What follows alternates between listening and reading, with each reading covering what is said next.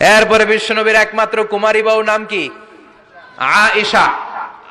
বিশ্বনবী বললেন উরিতুকি feel Manami সালাসা Lyall. Ayesha, বিয়ের আগে তোরে কিন্তু আমি 3 বার স্বপ্নে দেখছিলাম। সুবহানাল্লাহ কইবেন না? সুবহানাল্লাহ। বড্ড খুশি হয়ে গেলেন আয়েশা।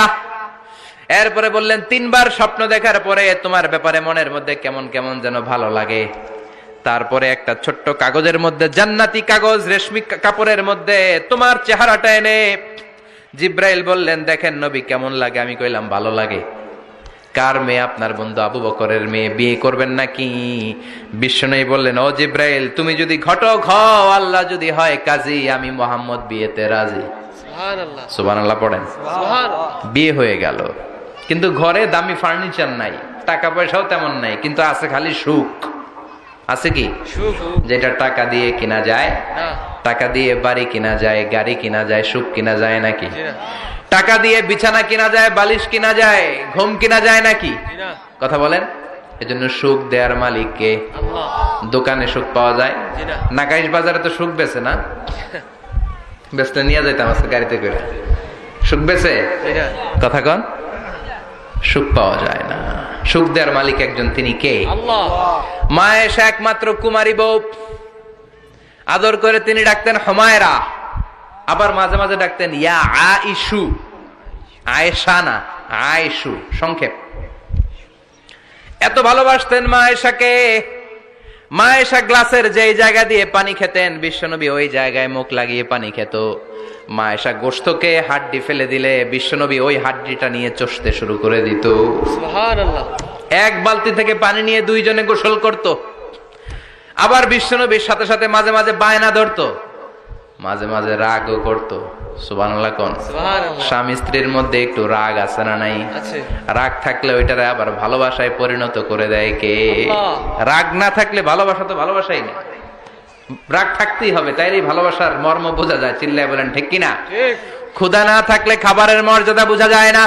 সারাদিন পেট ভরা, খাওয়ার মজা বুঝবেন? ক্ষুধা, প্রচন্ড ক্ষুধা, তৃষ্ণার্ত, লেবুর শরবত পাইলে অমৃতের মতো লাগবে। প্রচন্ড ক্ষুধা, হাজি বিরিয়ানি পাইছেন 1 প্লেট, ইচ্ছে মতো খাবেন, কিন্তু পেট ভর্তি, হাজি বিরিয়ানি খাওয়া যাবে? এজন্য রাগ না থাকলে ভালোবাসা যে কত দামি, ভালোবাসা যে আল্লাহর পক্ষ থেকে কত বড় নেয়ামত বোঝা যায় না। মাঝে মাঝে মা আয়েশা রাগ করতেন। শুনতেছেন? জি। বিশ্বনবী বলেন আয়েশা, কখন তুমি রাগ করো, কখন তুমি আমারে ভালোবাসো আমি বুঝি। সুবহানাল্লাহ পড়েন। সুবহানাল্লাহ। মা আয়েশা বললেন কেমনে বোঝেন? বিশ্বনবী বললেন যখন তুমি রাগ করো তখন নামাজের পরে দোয়ার মধ্যে বলো, ও ইব্রাহিম আলাইহিস সালামের আল্লাহ, আপনি আমার উপর দয়া করেন। তার মানে তুমি রাগ করে আছো, আমার নাম নাও নাই। আর যখন আমার উপর খুশি থাকো নামাজের পরে দোয়াতে বলো, মুহাম্মদ সাল্লাল্লাহু আলাইহি ওয়াসাল্লামের আল্লাহ, আপনি আমাদের উপর রহমত করেন। তার মানে খুশির সময় তুমি আমার নাম নাও, রেগে গেলে অন্য নবী দেয়া দোয়া সেরা দাও। রেগে গেলে আমার নামটা নাও না। মা আয়েশা বলে নবী গো, আমি তো শুধু নামটাই মুখ দিয়ে নেই না, কিন্তু কলিজা থেকে তো আপনারে বাদ দিতে পারি না। আল্লাহু আকবার। কি ভালোবাসা! মা আয়েশা বলতেন আমি যখন বিশ্বনবীর সাথে শীতের রাতে এক ল্যাপের নিচে ঘুমাতাম তখনও জিব্রাইল ওহী নাজিল করত। সুবহানাল্লাহ নাই? সুবহানাল্লাহ। কোন স্ত্রীর সাথে অন্তরঙ্গ বসবাসের সময় কোরআনের ওহী নাজিল হতো না। একমাত্র মা আয়েশার সাথে যখন এক বিছানার এক ল্যাপের নিচে 2 জন শুয়ে আছে, কোরআনের আয়াত নাজিল করছে কে? আল্লাহ। আবার মা আয়েশা বলছেন আমার কারণে ও মুসলিম উম্মাহ তোমরা তায়াম্মুমের বিধান পেয়েছো। ফাতায়াম্মামু সাঈদান তাইয়্যিবা। মা আয়েশা একটা যুদ্ধে গিয়েছিলেন, যুদ্ধ থেকে ফেরার পথে মা আয়েশার গলার লকেট নাই। মাঝে মাঝে হয় না, মহিলা গলার লকেট পায় না, পুরা বাড়ি আগুন করে ফেলাইছে, লকেট নাই, লয়ে গেল রে, নিয়ে গেল রে, হারাইলাম রে। মা আয়েশার লকেট নাই। লকেট হারানোর পরে মা আয়েশা কান্নাকাটি। বিশ্বনবী বললেন থামো। অনেকক্ষণ থামার পরে লকেট খুঁজে পায় না। সবাই খোঁজাখুঁজি, লকেট কই, লকেট কই, লকেট খুঁজে পায় না। ওদিক দিয়ে মাগরিবের নামাজের সময়ও শেষ, নামাজের সময় শেষ। আর যেই জায়গায় লকেট খোঁজার জন্য থামা হয়েছে ওই জায়গায় আবার পানি নাই, পানি সামনে। পানির দিকেও যেতে পারে না, লকেটও খুঁজে পায় না, নামাজও পড়া যায় না। সব সাহাবীরা মিছিল শুরু করছে, আবু বকর রে ধর ধর ধর, আবু বকর রে ধর। আবু বকরের মেয়ের কারণে নামাজ আমাদের চলে যাচ্ছে। সাইয়েদনা আবু বকর ঘটনা বেসামাল দেখে আয়েশার কাছে গেল, যে দেখে বিশ্বনবী মা আয়েশার কোলের মধ্যে, ল্যাপের মধ্যে মাথা দিয়ে শুয়ে আছে। রাগের চোটে বুখারীর বর্ণনা, আঙ্গুল নিয়ে মা আয়েশার পেটের মধ্যে দিল এক খোসা। লকেট হারাইলি কেন? তোর জন্য বাইরে মিছিল চলে, তোর জন্য বাইরে সব সাহাবারা বলে নামাজ পড়তে হবে, সময় নাই। ও আবু বকর, আপনার মেয়ের কারণে এই কাণ্ড। খাসরা মানে কুমর। আবু বকর মা আয়েশার খাসরাতে এত জোরে গুতা মেরেছেন, মা আয়েশা বললেন এই গুতার কারণে আমি অনেক দূরে চলে যাওয়ার কথা ছিল ব্যথার চোটে, কিন্তু যাই নাই। কারণ কোলে কে? কোলের মধ্যে বিশ্বনবীর মাথা, নড়ে গেলে বিশ্বনবীর ঘুম ভেঙে যাবে, ব্যথাটা হজম করেছি, নড়ি নাই। আল্লাহ তখন আয়াত নাজিল করলেন, ফালাম তাজিদু মাআন ফাতায়াম্মামু সাঈদান তাইয়্যিবা। ও সাহাবারা, মিছিল বন্ধ করো। কোন নারীর বিরুদ্ধে মিছিল করো? এই নারীর সাথে তো বিয়ে আমি সরাসরি বিশ্বনবীর দিয়েছি। যাও, ওযুর জন্য টেনশনে ছিলা, টেনশনের দরকার নাই। আয়েশার কারণে আজকে নতুন করে একটা বিধান দিলাম, আজ থেকে যদি ওযুর পানি না পাওয়া যায়, বালুর মধ্যে 2 হাত বাড়ি মেরে তায়াম্মুম করো, নামাজ পড়ে নাও, কবুল করে নিবে কে?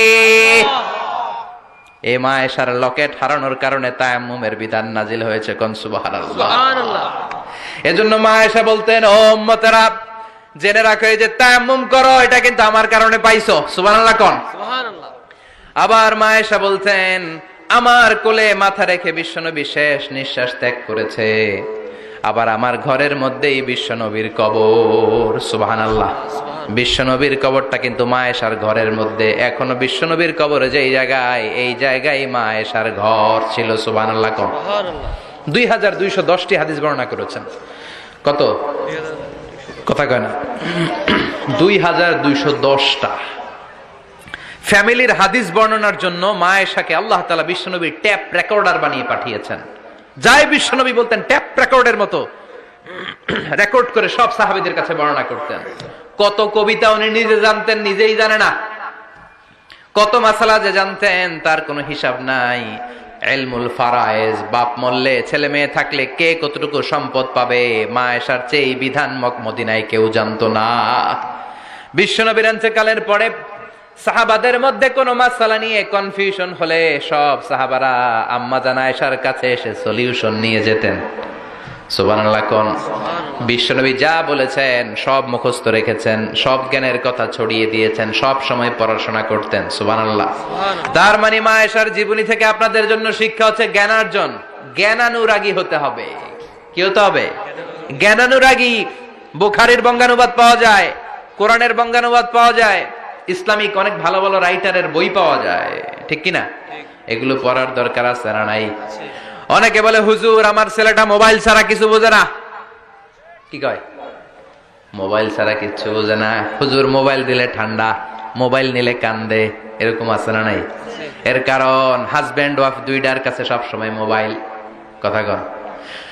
বাবার কাছেও মোবাইল, মায়ের কাছেও মোবাইল। তো ছেলে মোবাইলের জন্য কাঁদবে না তো কি করবে?